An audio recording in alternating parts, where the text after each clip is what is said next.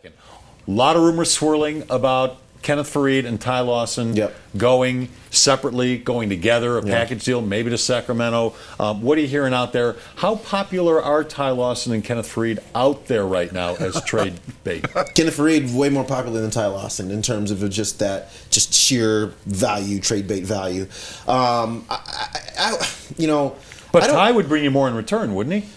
You would hope. You know, I think it's not. I think that because well, just from all I hear, nobody really wants Ty Lawson. Right. So that's the problem right now. Is it's from my understanding of the situation is that the Nuggets have a certain value for Ty. Ty is 15, 16 points a game and almost 10 assists. You can't. You're not just going to get a point guard who can put those numbers on the board. That's a top 12, 13 point guard in this league. And if we're being honest, Ty Lawson did not play his best basketball for Brian Shaw. Got it cleaned it up a little bit for Melvin Hunt. Yeah.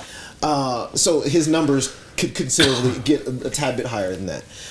There's value in that. Now the problem is with the trade partner then say, well, okay, well he hasn't won big anywhere, in any of the seasons he's been with Denver. He's got these off-court deals. We only value him here. And that is where I think it gets kind of tricky with the Ty Lawson trade.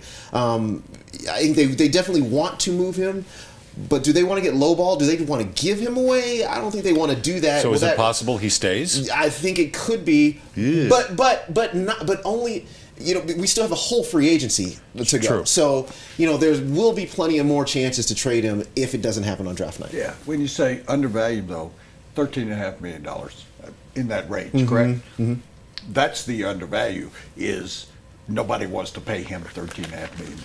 No, but you're only doing it for 2 more seasons. With his baggage with him. Sure. And so if they're overvaluing, I'm talking about the Nuggets, then they're forgetting that you get $13.5 million to go get people that I like, and I mentioned on the show this week, Brandon Bass, I think, would be a nice fit here. Mm-hmm. He was kind of lost in the Boston Celtics system. He's going to be a free agent. He's a guy you can get for $9-10 million. I'd rather have a point guard and a Brandon Bass.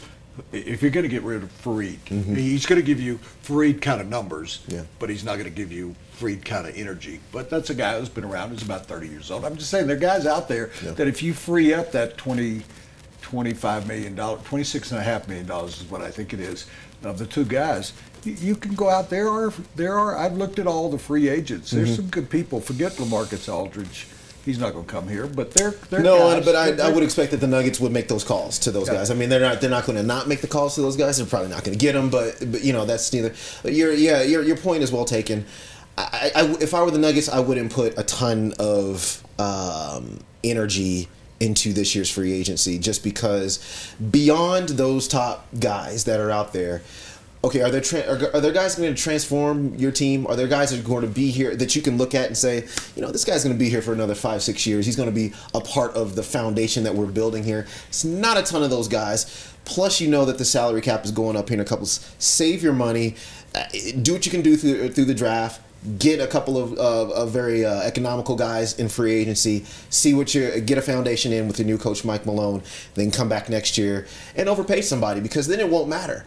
You know, even if for 1 year you're in the luxury tax, the very next season you're not going to be in the luxury tax because of the spike in the salary cap and the luxury tax. So I think they should. You know, there's an ability to wait a little bit on big splashes.